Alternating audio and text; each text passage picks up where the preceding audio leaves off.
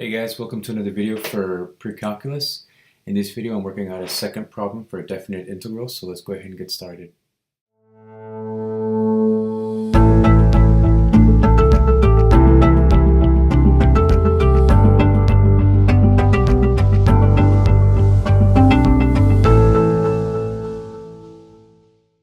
So as I mentioned, we're working on a problem for definite integrals. For this problem, this one is number 14, I believe, in your textbook. It says calculate the definite integral that gives the area for the integral for 4x squared, okay, within the interval of 1 and 4. So we're going to be using our definite integral definition, okay, if you recall this definition from the previous problem, from the previous video. And so our first step, okay, this is our first step. Our fourth step is to find delta x and x sub I. So let's go ahead and dive into that. Well, let's work it out right here as it is.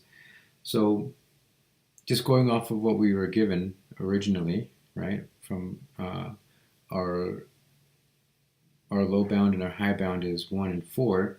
So that's going to be 4 minus 1 divided by n.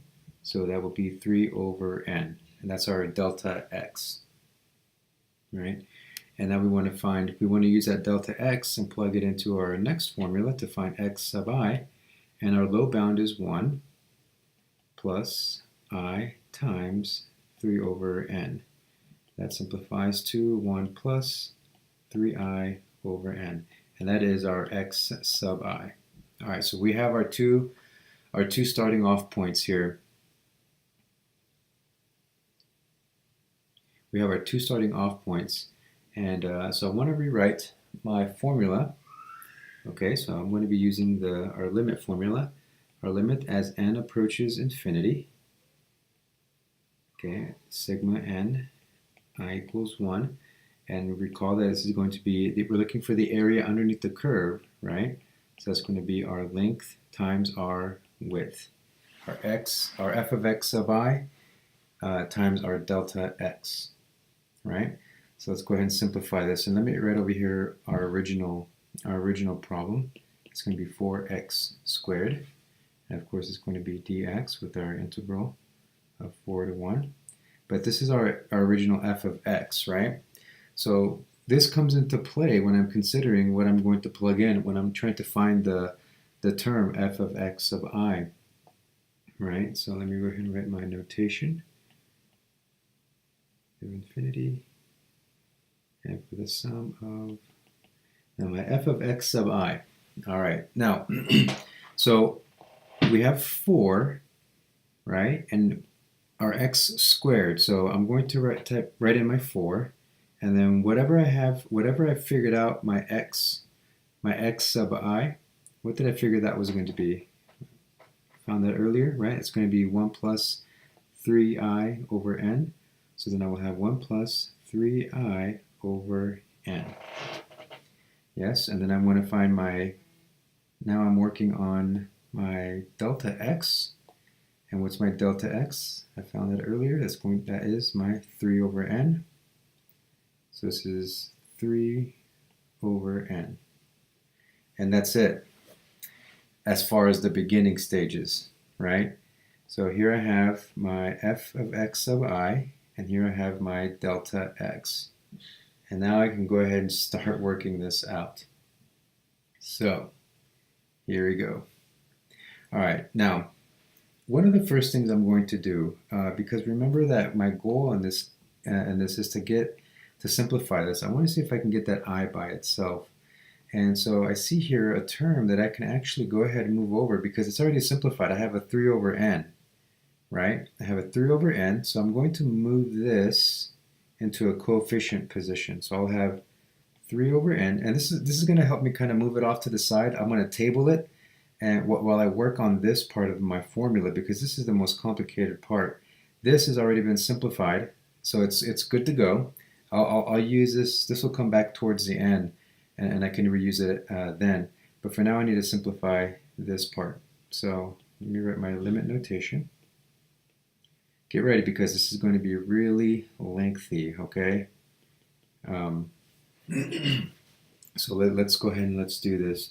So this is going to be 4 times, and then it's I plus 1 plus 3I over n squared. So I'm going to kind of do a little bit of scratch paper work here. I have 1 plus 3I over n times 1 plus 3I over n, and that's what that is. That's what this is right here. All right, so let's simplify this. Let's FOIL. So it's going to be 1 plus 3I over n, because 1 times 3I over n is just 3I over n. And then now I'm going to FOIL this. So this is going to be plus 3I over n, right? And then this is going to be 9I squared over n squared. And now I want to simplify this. And I notice that here we have the same denominator, so it's going to be 1 plus 6I over n plus 9I squared over n squared. So we're getting closer. We're getting close. It may not seem like it, but we are. So then 4 times what this was, which is what this is right here, right? Simplified. So 4 times 1 plus 6I over n plus 9I squared over n squared, right? So let me go ahead and move this up a little bit. So this is where I'm at right now. This is where I'm at. So the next thing I'm going to do then is I'm going to go ahead and distribute my 4 into these 3 terms. Yes? So again, I have my 3n, I have not forgotten. That's my coefficient. And then as my limit as n approaches infinity, and I still have my sigma notation. Okay, I haven't gotten rid of it yet. So simplified this is going to be 4 plus 24I over n plus 36I over n squared. And this is where I'm at right now. So, let's not forget that squared. Yep, that would have been catastrophic for later. So what I notice here with my sigma notation, I have 3 terms that I can actually separate, and I'm going to go ahead and do that. Now, again, before I clean this up, it's gonna get messy first, right? So it's gonna appear like I'm making it worse, but this is actually going to help me simplify it, because I can actually work each individual term out individually.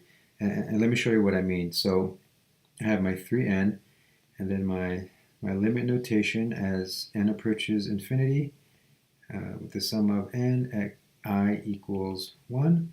And then for my first term is going to be 4, right? And then plus my next term. Okay, so I still have my sigma notation. And it's going to be 24I over n plus sigma notation again, I equals 1, 36I squared over n squared. So the question is, how in the world did this get simplified?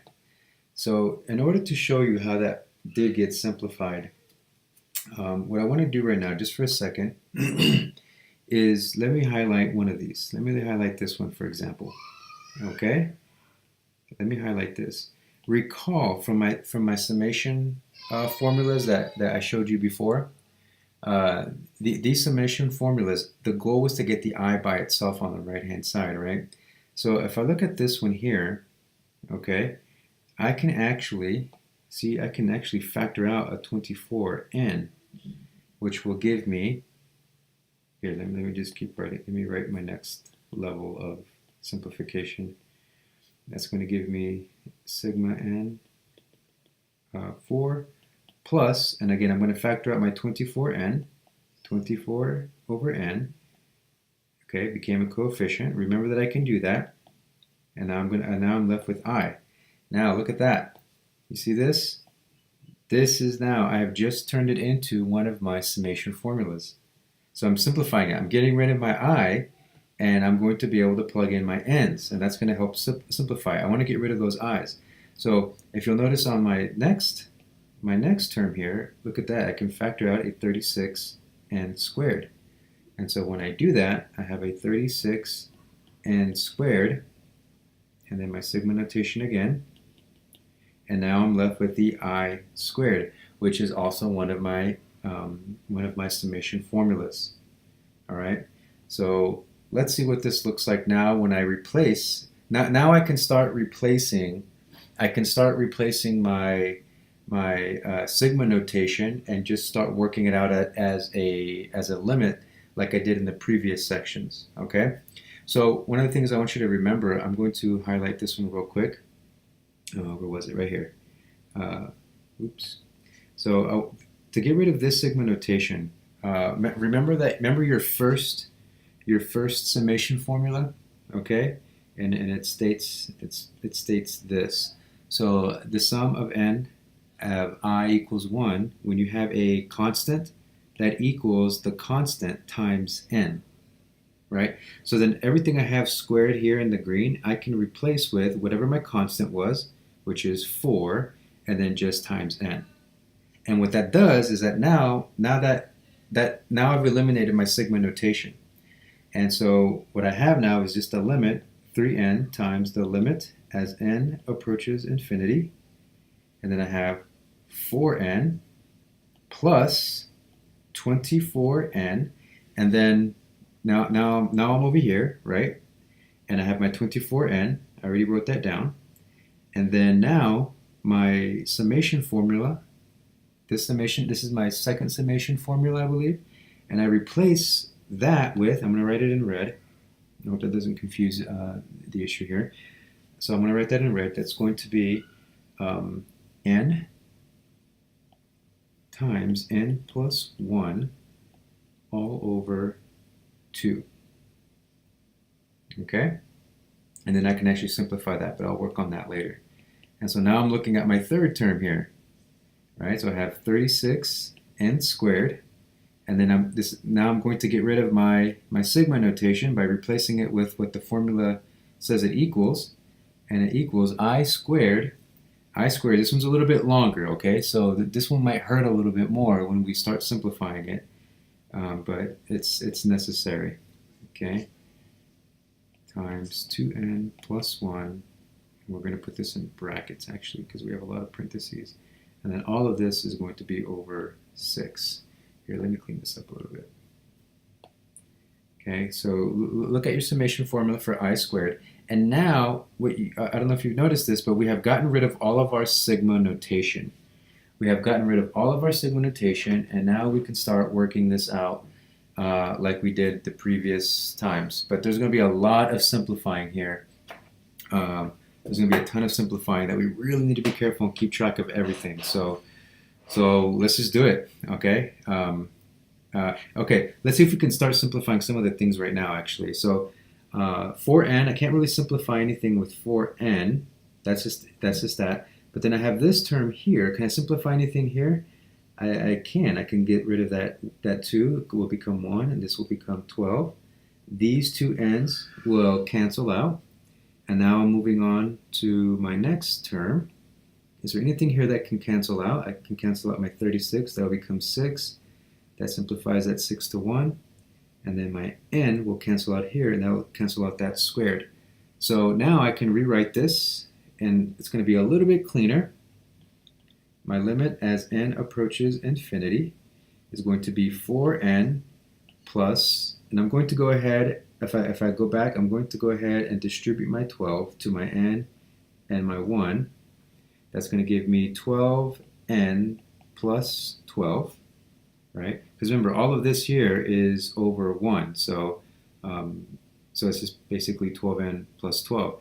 And so now I'm looking at my gold area here, okay? And I want to simplify. So I have an n in the denominator, right? Because if I look at my denominator, I have an n times 1, so that's going to be n. And now I need to simplify the numerator. I'm going to put that in blue. I need to simplify the numerator right here, which is essentially 6 times n plus 1 times 2n plus 1. So I'm going to simplify this part first here.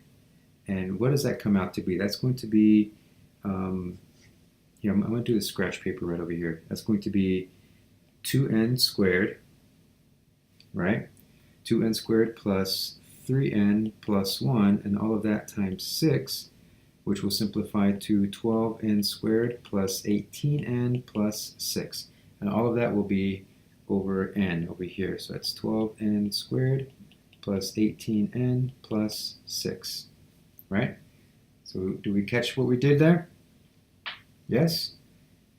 Okay. So now we are, for the most part, a little bit cleaned up. One of the things I want to do to maybe make this a little bit easier for us is I want to focus on this, because I think I can make this even cleaner. Let me go off to the side here. Do you notice how I can factor out a 6? If I factor out the 6, I end up with 2n squared plus 3n plus 1, right? Okay, so here, let me move that over, just so I can have a visual of it over here. And then I'll erase it later if I need to. So, okay, so that's what I can have over here. So, whoops, what happened there? Okay, so I'm going to erase this part here, and then I'm going to replace it with what I did over here. So that's going to be 6 times 2n squared plus 3n plus 1. It's pretty complicated, isn't it? I really hope, I mean, I'm not doing anything that you don't know how to do already. I'm just, I want to make this as simple as possible, because if you remember, look at this coefficient over here. This needs to be plugged into this. So my new formula will be the limit as n approaches infinity will be 3n times all of this right here.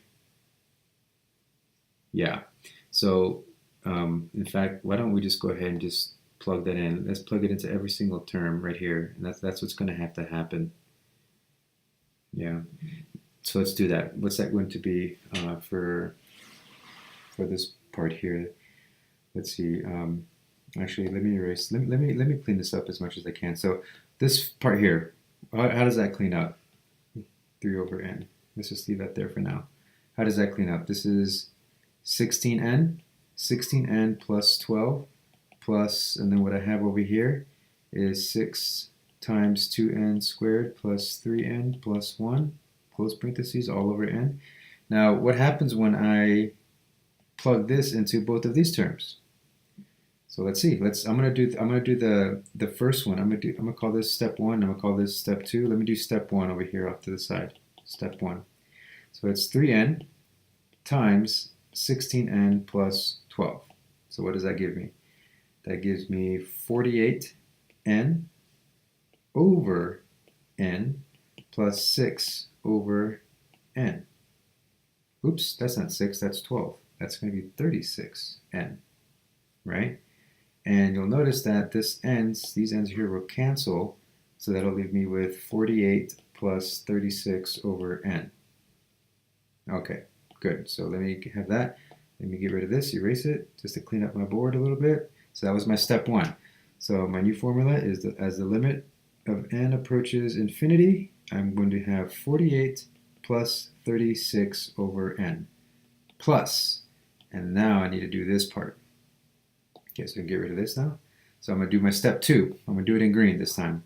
So I'm going to have 3n times 6 times, oops, there's a denominator there. 3n times 6 times 2n squared plus 3n plus 1, close parentheses, all over n. So as I look at this, let's see, what's going to end up happening here is that for my first term, 3 times 6 is going to be 18, and then 18 times 2n squared plus 3n plus 1 all over n squared. So essentially I have 18 times 2n squared. What I'm going to do is I'm going to go ahead and make individual fractions of each of these. So it's going to be 2n squared divided by n squared plus 3n over n squared plus 1 over n squared. Okay? See how I did that there? It's still the same. It's still the exact same thing. Nothing's really changed. You know, at this point, well, actually here, this can still clean up. Look, my n squareds cancel, my n cancels, that squared cancels, and let's see here. As my n approaches infinity, I have 48 plus 36 over n plus 18 times, that's going to be 2 plus 3 over n plus 1 over n squared. You know, this is clean. This is pretty clean now because now I can actually plug in my infinity. I can plug in my infinity for wherever I have an n and see what the results are going to be. So as the limit for n as it approaches infinity, I have 48, and 36 divided by infinity is 0, plus 18 times 2 plus 3 over infinity is 0, and infinity squared, 1 over infinity squared is also 0. And so my limit as n approaches infinity is 48 plus 18 times 2 is 36, and lo and behold, here we are. After all is said and done, it is 84 units squared. That is my answer. So, all of this work we just did, going back to our original formula, it says calculate the definite integral that gives the area. So if I were to put this on a graph, okay, let's just make a graph right here. And let's pretend that this function looks something like this. And I were to do it within the interval of 1 and 4, and I'm being asked to find the area, this area right here, okay? This area, because of integration, which I just used, I discovered that this area is 84 units squared. That's my area because of my definite integral notation and all the work that we just did. Okay, so that does it for that problem, guys. I really hope you're able to stick with me there. Please go back and rewind, review, and we'll attack this problem in class step by step also. Thanks for watching, and good luck in your studying.